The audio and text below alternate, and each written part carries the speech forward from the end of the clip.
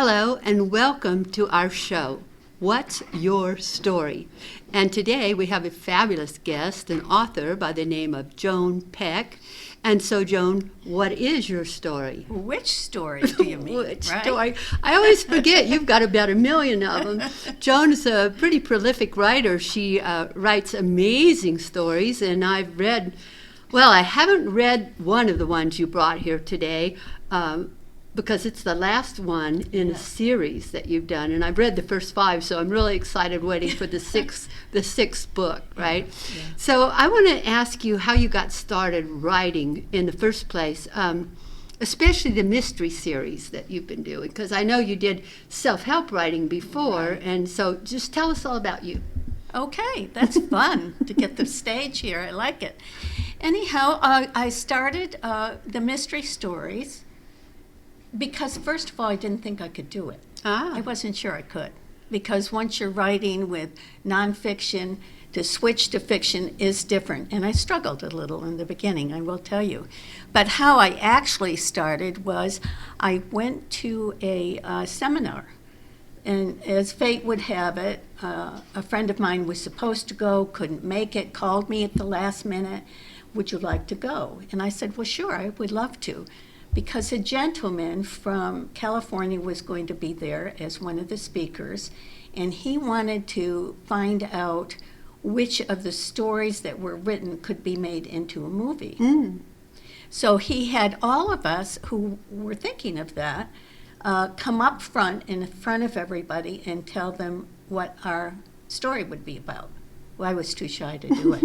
I couldn't do it.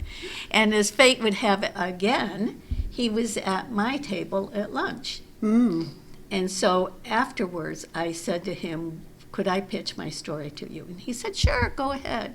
So I told him I wanted to write about a 32-year-old tarot card reader who every time the death card came up in a reading, there'd be murder, and she'd have to follow it.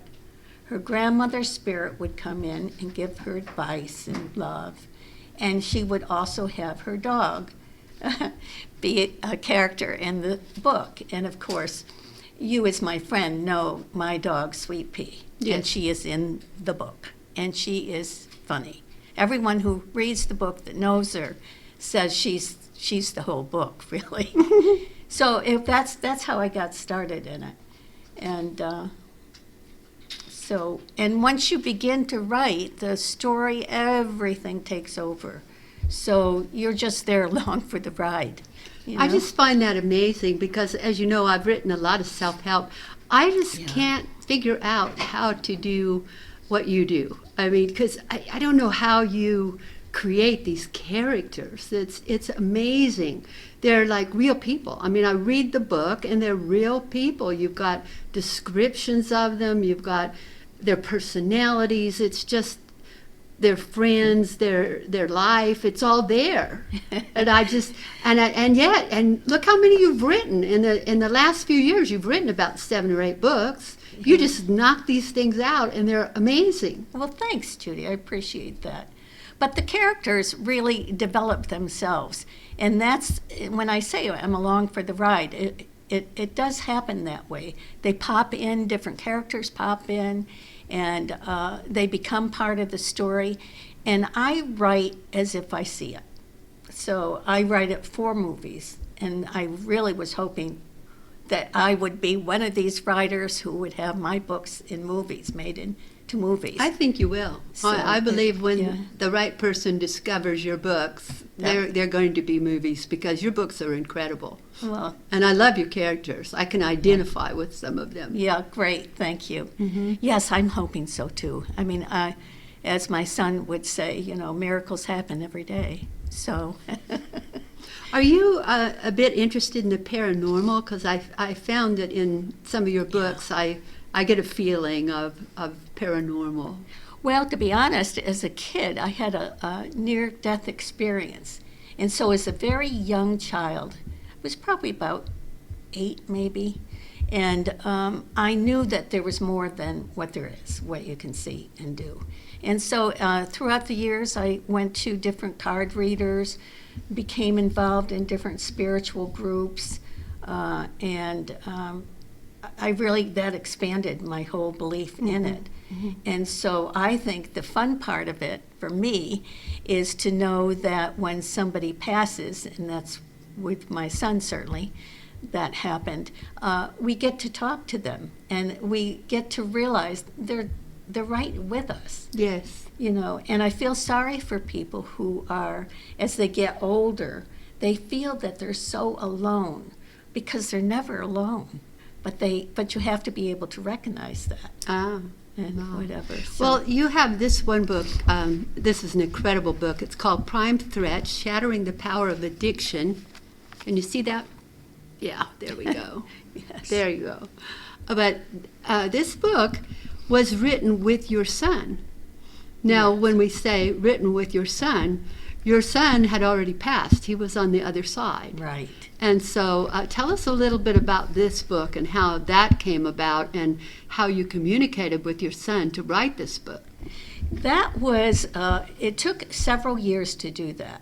It took me probably about almost 5 years to get it started and get it finished. And I worked with a friend of mine who is a channeler, and she channeled him in. And we would have different sessions. And so we had the sessions, I think, over a 3-year period. And I got to ask him everything I wanted to ask him, which is what the book says. Everyone thinks, oh my heavens, it's the saddest thing and whatever. But see, for me, it is not. It's a chance for me to find out more about addiction, why. I mean, everybody who has lost somebody, you know, what would have made a difference? And as my son said, not much, really. I mean, when you get so heavily involved in addiction, it's hard to escape. There's no question. And so what this book is about is to show you different ways that you can shatter that so you can get out of the snake pit of addiction, really, the downfall of it. But it was fascinating because I always ask for signs, and I get them all the time. You know, a light will flash. That's one of the easiest things they can do, by the way, I'm told, is to flash the light so that you will know that they are there. But there are other signs in all of that you can become aware that you're getting messages from above. I have a friend who always knows when her angels are around because she has a white feather float down to her. Wow. I mean, and there's no reason for it. There's nothing around to cause it. There's no a bird around with white feathers and it just drops off. Yeah, that's fascinating. So if we all look for the signs, they are there. And but I think what the book did for me is really made me get back into alignment, really. Because when you live with somebody with addiction, you get to ride the merry-go-round, whether you want to or not, you do. Yeah. And so for me, I had to get my life in order. And that's when I wrote my first book, The 7 Major Chakras, Keeping It Simple. And that book is really more like a little reference book. It tells you about the different chakras, what they do, its energy. Yes, I have that book and I love it because I never understood the chakras until I read your book. And it really defines how they affect your life. Yes. Well, mine were all, as you can imagine, all over the place. And so I really needed to, get back in order. And so that I will always be grateful for. And then when I was finished with this, that's when I decided, good Lord, Joan, let's have fun, Yeah, because this was a deep book. This was a lot of work and a lot of sharing of intimate feelings. Yes. And, as mothers, we all like to think, gosh, we do such a good job with our kids. And when they go off in there, they have problems, then we have to look at ourselves, right? What's my part in it? Nobody does anything by themselves because we, as people, are connected, right? Certainly through the energy. But so it was very humbling, actually, very humbling. But it was something that I am glad I did, acknowledged, and then was willing to share it. Yes, Yeah, yes. so that's I think there's a lot of people in the world who will get a lot of good information from this book, because the power of addiction, it's out there. A lot of people are addicted. Oh, I mean, they're addicted not only to drugs, people are addicted to food, they're addicted to negativity, they're addicted to a lot of things. look at our life today, Judy. I know. I know we are so unhappy. We're so angry as a society. And that's the lower energies, and that's where addiction lives. If you're full of love and light, then you're up in the higher energies, so it's easier to step away from addiction. It's called Prime Threat, Shattering the Power of Addiction. So, can you see it? I know I keep asking you, can you see it? And you can't tell me if you can see it or not, but I want to make sure you can see it. Okay? All right. And then I want to talk to you about this, because this is really fascinating too, Joan. Joan's written a series of books, the Death Card series. Yeah. And this one is number 6 in the Death Card series, and it's called Death Comes Calling. I've got my hand over it. Death Comes Calling. And I can't wait to find out what this one is about. But you have 5 others. I'm just fascinated that you could make a series of 6 books on this subject. It's amazing. Well, they become part of my family, which probably sounds a little silly, but she the main character is Rosie, and she really has become my friend, which sounds even stranger, probably. But well, but as long as she doesn't start answering you. Yes. And they've become like a family that has lived next door that I really, really liked. And because this is the last book in the series, it's like they've moved away. Aww. And I'm missing them a little bit. But at any rate, so this is the final book of the series. And what's it about? And it really finishes her life. She has different episodes that happen during her lifetime. And she ends up kind of in the stage where we are, kind of, and where she is now retired and kind of doing her own thing, and not too sure she likes getting older. I can identify with that. Me too. I'm not so sure I like it at all. Oh, dear. So does she represent you? I mean, is there a lot of your feelings and beliefs in this character? Some, in that I do believe in afterlife. I do believe in talking to spirits and that. But no, she's her own person. It's interesting, because she did things that maybe I wouldn't do or think, and that's why it's so interesting to me to have your main character be her own self. And I've had a lot of my friends, they'll ask, that's about me, isn't it? And I say, no, not really. You wish. No, no, it's not. I don't find you that interesting. No, I don't think we'd say that to anybody, No. right? No, definitely not. No, but it's been fun, whatever, so. But I do think that with your characters, there are a lot of things that they do that people can identify with. Because when I read some of the things in some of your books, I can see where I would do something like that. Yes. I didn't think you were writing about me, but I did. Well, maybe you were. Who knows? Especially the weird parts. But I could identify with some of the things she was doing or feeling or saying, and so I think that's what's really good, because when people read a book and they can identify, they can see themselves in some of those situations or those characters, then it makes the book more personal and they want to just stay with it. Yes. Well, I think as women, too, particularly if we argue with somebody, we have a certain way of handling it, and that does come out in the book and all the books and whatever. So I think that's true. I think probably I've gotten more information from people about the dog than any one particular character. Really? Yes.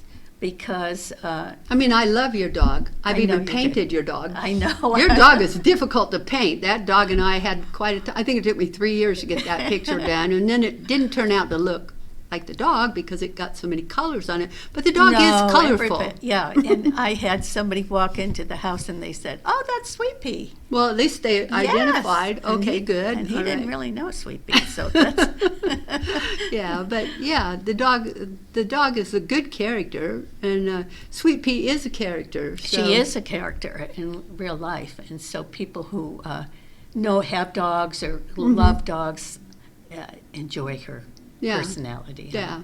Yeah, It's for sure. fascinating with her because she wouldn't sit real still for the painting situation, but she reads. I see her with your books every now and then. My ads, I prop her up with my book. Yeah, and you she know, just so- looks at the book like, yeah, I'm right there in Yeah. it, reading and learning. Yeah. So, yeah, she's quite a character. I really enjoy her. Yeah, she is something. She stands up on the computer as my editor. We have fun together. I mean, we do. We have fun together for sure. Yeah. Which do you like writing best, fiction or nonfiction? I think I like writing fiction. To me is harder, and it's harder because of the mystery end of it. So I have to, always in the beginning, and this is what I struggled with in the beginning, is that I had to kind of do the plot in the beginning so I can weave it all the way through, and then you have to make it make sense. And the book that I'm writing now, it's like, oh my, I'm not sure this is going to fly, But anyhow, that's part of the writing is the difficult part. However, it's fun because you can create and do whatever you want. And early on, as a writer, as a person, I never thought I had a voice. Well, give me a pen or the computer now, and I can say whatever I want, and it's okay. You know what I mean? because you put it in somebody else's mouth. Huh? Yes, exactly. So I can do that, yeah, for sure. But You bring up a lot of controversial issues in your writing, things like sex trafficking and drugs and all kinds of interesting issues that people are dealing with today, and you do bring them up in the books, and you kind of find solutions for a lot of these things. well, I think there has to be hope. And throughout all my books, particularly the Death Card series, I cushion it in softer other storylines because even with the book I wrote just about sex trafficking, Angels Out of the Dark, people aren't interested. You have to entice them to read about it because we live in such a dark time and so much going on. 4 to 5 people every day go missing here in Las Vegas. That many? That many, and we're in the in the corridor here in the West, for sex trafficking. But I need to really write about the hopeful part of it. I mean, you can, and to be more and more aware of sex trafficking. And I was delighted when I went into a bathroom in one of the casinos, the ladies' room, of course, and saw a sign. Oh, you weren't hanging out No, in I the men's wasn't room? hanging out, and I did make a wrong turn. So I saw a sign that said, if you're having trouble with sex trafficking, here's a number to call or whatever. So there's been more and more done to make the awareness of it because there's so much of it. And I've seen especially those with signs kids. in a couple of restrooms here recently on the back of the bathroom door. So if you just walked into the bathroom, you wouldn't really see it. But if you go into the stall to use it and you close the door, there's the sign. It's very Yes. confidential and it gives you the number to call and so on, which is, I think that's very good that it's put in a very discreet location like that. Yeah, definitely. It's amazing, though. I mean, we are a society who wants to feel good all the time. And so to get into anything that has any depth to it, you almost have to cushion it in something lighter. Yes. Yeah. or Yes. people aren't interested. Or I whatever. think it's hard for many of us to believe that this is still going on to this degree Yes. in the world, because we've been aware of it for 50 years or so, and you would think by now we would have a lot of that under control, and it wouldn't just keep happening and keep happening. And you know, when you say 5 or 6 people a month, or you know, it's like, are you kidding? That's, you know, by now we should have those numbers down. Well, that's 4 or 5 people a day. That Oh, go a miss- day? Are you that go serious? miss. That's So outrageous. It is outrageous. And what is why is this happening so much now? This and the addictions, it's the social media. I mean, growing up, I didn't have, the television until I was in junior high. Yes. We didn't have computers really, and I didn't have one until almost 1990. Mm-hmm. So I just am amazed now at what is on different social medias. I mean, people are saying and doing terrible things that I think you would never do in person necessarily. And there's a trap for everything, especially young girls and young boys too. I mean, that happens. So anyhow, it's very, very interesting how the world we live in today, right? Oh my Lord. But I like how you take the world we live in today and you put it into a story, and then you put like you say, a soft spin on it, and it becomes positive, and the person has a better life. And I just think that's amazing that you can do that. Oh, well, thank that you. you have the ability to create that, and like you say, to create hope for people. Because when I read your books, they're very real. You know, I love novels, and when I was growing up in younger years, when I traveled a great deal, I would, going wherever I went to speak and to train people, I would study all the way there what I was going to be doing that week. But coming home, I would have a novel. Yeah. Because that would be my relaxing. So on the plane coming home, I could read a whole book from the East Coast to the West Coast. Yeah. And I could get so absorbed into those novels, with some of the really good women writers that Yes. came about in the 60s and 70s.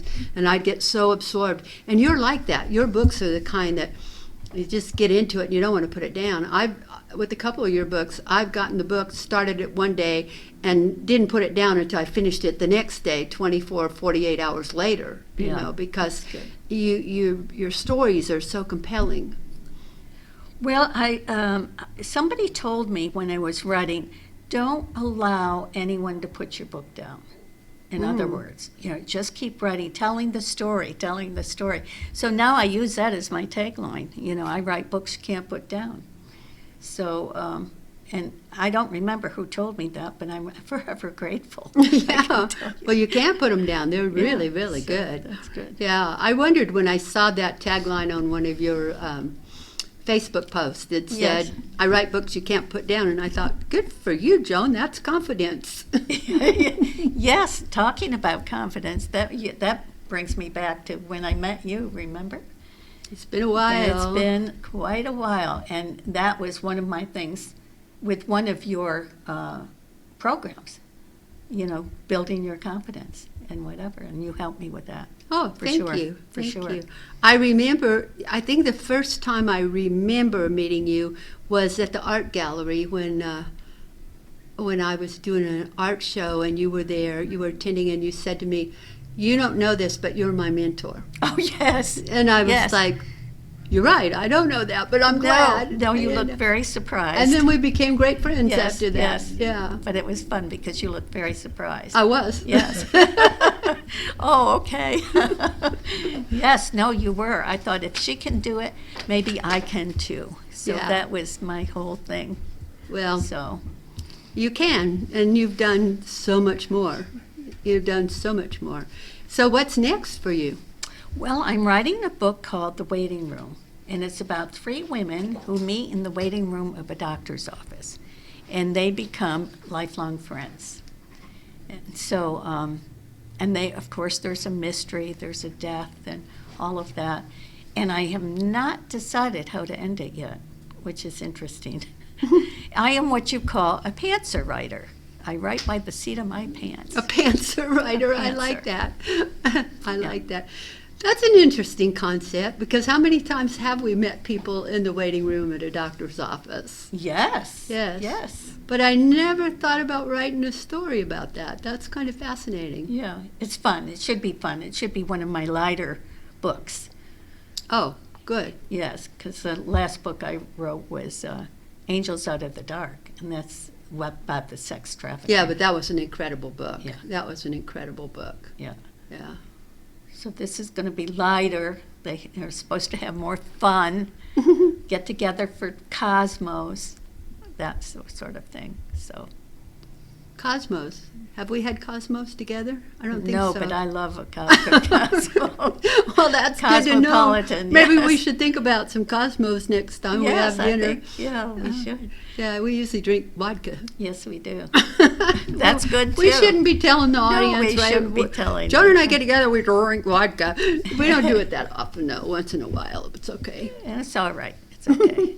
Yeah. So, Joan, I haven't asked you everything about your books, and I'm sure there's something you would like to tell the audience that I haven't asked you. Can you think of anything you would like to share with them about writing, or about contacting you for editing, or anything like that? I do editing for people. I am also and I'm very proud of this, I am the editor-in-chief for Chic Compass magazine. So, and I do write blogs, and but my editing, a lot of my editing, besides, the commas and all of that, is content editing. I've helped other people arrange their content so that it makes better sense. So if you're interested in that, you can always find me at joanspeck.com, and you can find my contact information there if you're interested. And where will they find your books? All book sites. So it's Amazon, Barnes & Noble, it's Apple, you name it. So you can find my books everywhere. Yes. And please do find them. And please do buy them. Yes. Get out your credit card right away. Yeah. You're always so fun. I love having you here. Oh, thank you. I love to come here. Yeah. I hope you'll come back when you get that new book done. I want to hear what those ladies in the waiting room end up getting into Thank you. before it's all over. Yeah, they're having fun so far.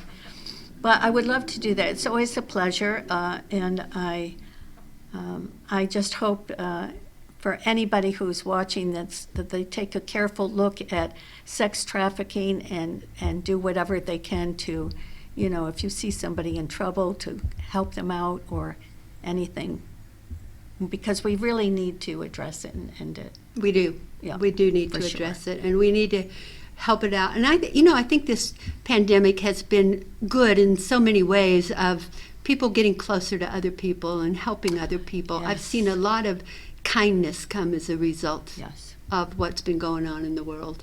Yeah. We live in such a divided time. It's amazing. But I agree with you. I think that people are coming together more and more. Yeah. I think we need to do that. I do too. Thank you for being here. Thank you for having me. Okay, and thank you for Thank you. watching. And please, if you have a story that you would like to share, contact me, Judy at judymorio.com. It's JUDI at JUDIMOREO.com. I would love to talk about your story, so let me know if you have a story that you would like to share. And watch us again next week for another wonderful interview with our fabulous guest. Thank you.